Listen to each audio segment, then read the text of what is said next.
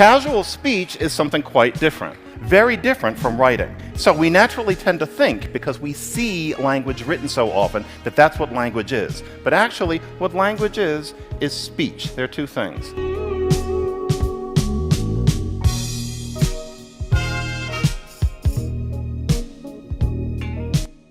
Everywhere in the world, people use fillers in casual speech to simplify a complex situation or to give the speaker time to think. Of course, these aren't technically grammatically correct phrases to use, but it is important to understand them nonetheless, because everybody uses them. Today we're going to take a look at some of the most common of these parasitic words in Russian.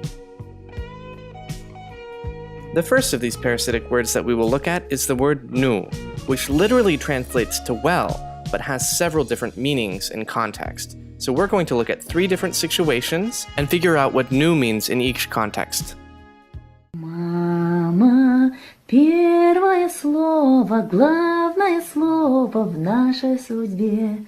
Мама, жизнь подари. Денег не дам.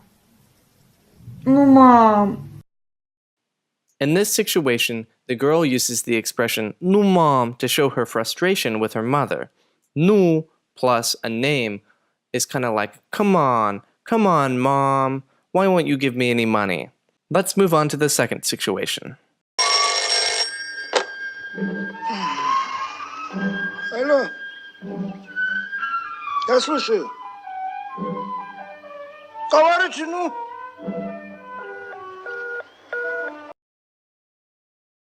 In this situation, the man also expresses frustration by using the word nu, like come on, or why aren't you speaking? Well, are you going to speak? Говорите, ну.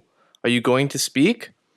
Nu doesn't always have to express frustration, however, as we will see in the next example. Вась, кушать хочешь? Вась? Нет? Ну как хочешь. In this example, nu kind of means alright.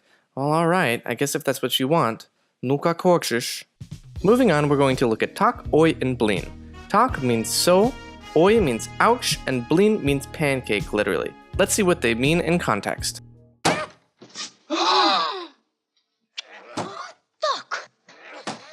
Ну хорошо. People often use the word talk when they're trying to think or focus on something.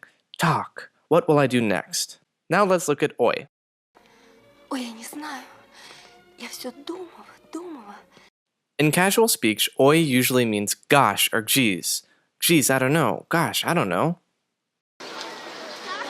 Блин, опять ты мне включил видео. As you can see from this example, people use the word blin to simply express frustration in a clean way. Next up, we have Corrosion, which literally translates to briefly, kstati, which literally translates to a positively, and tipa, which literally translates to of a type. Let's see what they are in context. Машина сошла с дороги и перевернулась. Короче, я ехал домой. So Corrosion means long story short. Long story short, I was heading home and I got in an accident. Тебе ничего не выйдет. Кстати, насчет слухов, не обольщайся. So in this case, kstati means by the way, or just so you know.